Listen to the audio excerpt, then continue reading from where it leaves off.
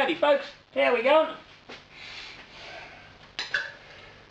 Welcome to the bar for the Brewery of the Month for July 2024. We're into a glass of very fresh dry extract lager. Only went on the tap yesterday. So that's the first pour. You're going to need a little bit of time to settle, but she's poured a nice head. Anyway, Patreon draw on today's video. Quickly on that, quick welcome to two new patrons, Muzz and Tristan Kilmere. I've joined just in the last couple of days. They're in the draw. Everybody's in there. Tristan, you're in there, but in all honesty, if I draw your name out, you're not going to win a prize, because this is for July. You actually joined in August, so I probably should have left your name out until next month. But anyway, we'll see. If your name comes out, I'll find something to bloody send you. But anyway, going to leave that for a second. I've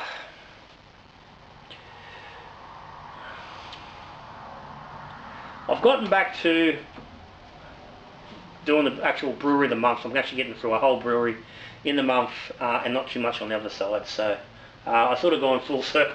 I rolled around where I was just going a lot more other stuff. I think I've explained before. I've pulled back on the amount of commercial beer I'm holding on stock. I've tried to wean that down. So I've slowly got down to the point now where I can really focus on just get the Brewery of the Month actually done. So I'm still a month behind. This is like the July brewery is actually the June Brewery of the Month from Beer Hug. But as I've explained before, that doesn't get here till about the 20th of the month. So it makes it pretty hard to get through the Brewery of the Month when they don't get here till the 20th. But anyway, Moffat Beach are the Brewery of the Month. We'll get on to them shortly. I do have two other beers I'm going to touch on. Before we do that, let's try this.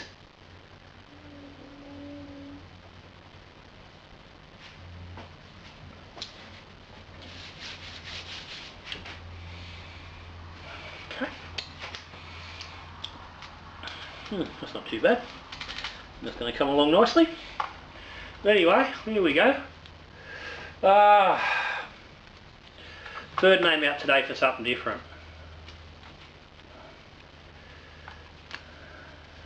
That's two names out. Third name is Brian Kerr. There you go. Brian is an old patron. He was one of the early patrons who'd, for reasons, he separated for a little while. He's came back recently and gets himself a prize. So there's be some hops coming your way. In all honesty, mate, it's not going to happen until next week at the very earliest, because I'm working now up until Thursday when we go to Melbourne. So I don't like your chances. Oh, you never know. They might get in the post on Thursday, but there'll be stuff coming your way. And as anybody who's ever won a prize will tell you, they might turn up late, but they always turn up. Anyway, beers for the month. Two I'm going to touch on. First fella, brew, which was a collaboration from Chum River and Cypher Brewing. Brewed by Chum River down there in Chum. Beer was called the Nebuchadnezzar Oat Cream IPA. But it was just, and this was a bloody lovely beer, it really was. This one of the beers Mullo's picked up for me when he's down there at Chum River. I've not always been the biggest fan of Chum River, but over the years they have knocked out. Here and there they just really nail it. And this is one of those brews. It was just delightful, and possibly, certainly up there the top couple of oat cream IPAs I've ever had. I generally Don't find them that enticing. But this one really worked. If you can get your hands on it, certainly give it a go. Thumbed up the Mullows for supplying that one. I think that's two from Chum River and in the last couple he gave me that have been quite nice. And this was a big release. The Ben Spoke Cluster 10 Triple XPA. This was their 10-year celebration beer, hence the Cluster 10. 10% XPA. Bloody Jesus, this is a nice beer. I've got myself a 4-pack of it. 10% ABV. They're not going to get drunk in a massive hurry. But yeah, a really good beer. If you can, I don't even know if there's any of it left. I imagine it would have got snapped up pretty quickly. Would have been a limited run. If you happen to spot any around in your bottle shop, do yourself a favour and grab some. It's not going to be cheap, but it's worth the dollars. A couple other beers I had during the month. They're all just repeats and stuff I already had before. Let's go on the Moffat Beach. These guys are up there in, I think it's Caloundra. I'm going to say on the Gold Coast, Caloundra. I've had beers sent to me from, I think I might have mentioned this in last month. I did start these guys last month. I had 2 of the beers last month, towards the end of the month. So I was pretty keen when I seen this one to get the pack, and I think there was only the one in this pack that I had tried previously. So anyway, let's roll into these. First 2 beers. I'm going to roll these together because they're similar sort of brews with similar sort of outcome. The Deadbeat Boyfriend, and it's just labelled as an easy drinker, 4.5% ABV. And the Fridge Filler, which is, they call it an affordable ale, and the blurb is about it being, the wallet-friendly beer that's, easy to drink, and you can just drink it bloody all day. 4% ABV. These were just really well-made, simple, easy drinking beers. They both had flavour. They both had some, a bit of character. Neither was sensational, but they're both really good beers. And I commented on the Fridge Filler that it was spot on what it was targeting to do. I said it wasn't a complicated beer. It was full of character, and you could drink it. You could probably sit and drink a lot of it. And the same with that Deadbeat Boyfriend. Obviously a little bit stronger. You couldn't drink quite as many of them, but yeah, enjoyed both of them. I gave them both 7.5 out of 10. And that's the score you're going to see quite a bit through these beers. As I said, not stand out, but good quality beer. Shadow of the Moon, an Eclipse Strong Pale Ale. A single hopped beer, obviously focusing on Eclipse hops. 5.8%, that little bit bloody more oomph in it. And it was quite drinkable. It was nice. It had the nice flavours from the Eclipse. I haven't got notes on this here because again this was last month. I didn't go back to it. I haven't got notes there. But again, 7.5. Serial Killer Oatmeal Stout. This was the only dark beer in the batch. I'm not usually a fan of oatmeal stouts. This one was quite nice. It drank nice. It didn't have massive amounts of flavour, but it had enough flavour to make it enjoyable. Again, 7.5 out of 10. There's a beer here. It's called the Josh Porter Strong Pale Ale, and I haven't drank that. And the reason being, I took it down the coast with me the other weekend, and down to the cabin, and amongst a bunch of other beers I put in the fridge, I didn't get through them all, and I ended up leaving some there, and I've left that there thinking it was a double up can. So I was thinking I've already done the strong pale, but I was confused that with the Eclipse Shadow of the Moon. So I haven't actually drunk that. It's still sitting in the fridge in my Ola. No, you get that. That brings us on to more of their, I think what what we call their core range sort of thing. This one, the Social Jam Pale Mid, 3.5%. Again, another easy drinker. Nothing special, but you know, for that mid strength, it had enough interest in it. Again, 7.5 out of 10. The Trilogy Best Coast IPA. Just playing on the fact that they're on the East Coast, that's their interpretation of a West Coast IPA.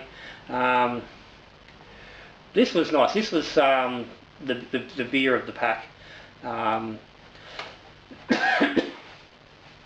They had sweet malt.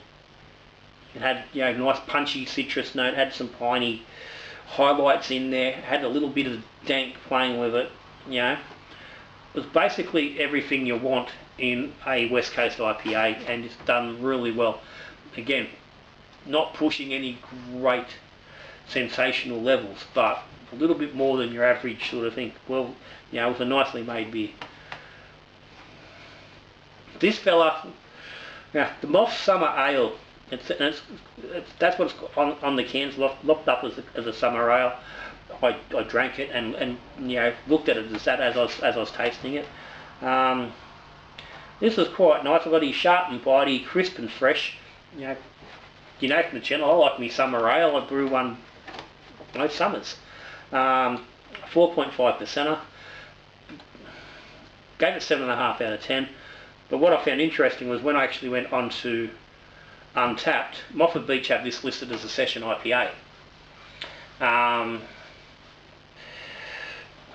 Which was quite interesting. Because I think, had I been rating it as a session IPA, it wouldn't have scored as high. I think it was lacking, certainly in any sort of IPA territory. Certainly sat in that summer ale slot with no problem at all. But you know, it doesn't take away, and not taking anything away from the beer itself. It was quite nice. Passenger Pale Ale. This was the only failure, and I seem to recall this being not being great the last time I tried them either. I seem to recall having this one. I've just tagged here on the notes. Just a mess. Struggled to finish. Obviously a little bit more on the Untapped review, but yeah, this was just all over the shop. Nothing was all just a muddle of flavours, and nothing seemed to work. The hop combination wasn't great. The malts were just, you know, bleh. 6 out of 10. It's got here 3 trophies and 16 medals. I don't know how that's got that. I don't know whether that was just a bad can itself or what the story was, but I don't know. Doesn't work. Didn't work for me. And last in the batch is the party mix, pine lime sour. They generously lobbed you with 2 of these in the pack. And I went into this, you know, not long having gone through that Seeker pine lime sour as well, and that was sort of still lingering around. 4% beer. This was actually quite nice.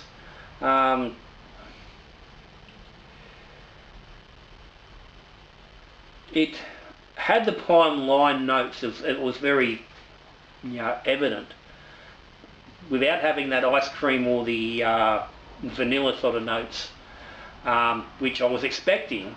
But clearly, yeah, that Seeker one was more of they were chasing that splice ice cream sort of effect, where this clearly wasn't. And yeah, it worked. It was very enjoyable. And I don't say that about a lot of sours. 7.5 out of 10.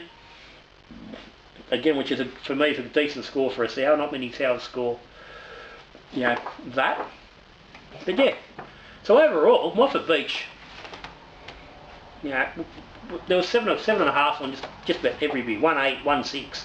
You know, so very much decent quality right across the range, without stepping up too far. You know, without any big, you know, no real big misses.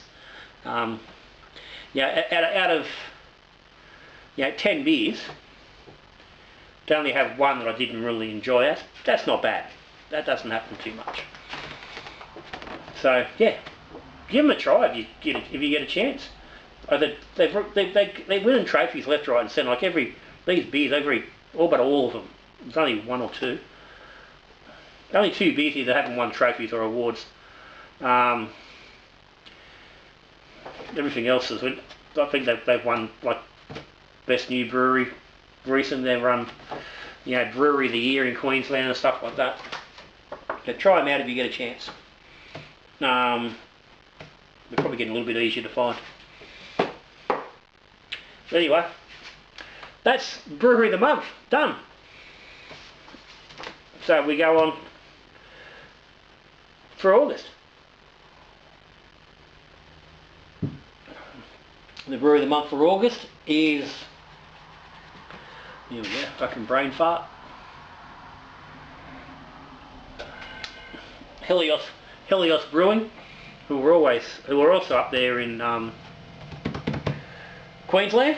I've had a couple of their beers, been a good start. So we'll see in a month's time how that all pans out.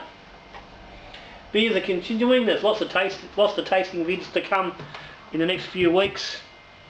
Twang files are over. Brewing's returning a little bit back to normal, a little bit smoother. So that's good. So keep focused. Anyway, you got any comments or any questions? As always, stick them down the bottom. Patrons, thank you very much. Brian Kerr, prize coming your way. Big thumbs up, guys. If you subscribe to the channel, thank you. If you aren't, hit the subscribe button down below, ring the bell, get notified when there's a new video. And if you like what's going on, give me a thumbs up. But other than that, I'm out of here. So I'll see you on the next video. And we're brewing beer, drinking beer, talking beer. Good brewing.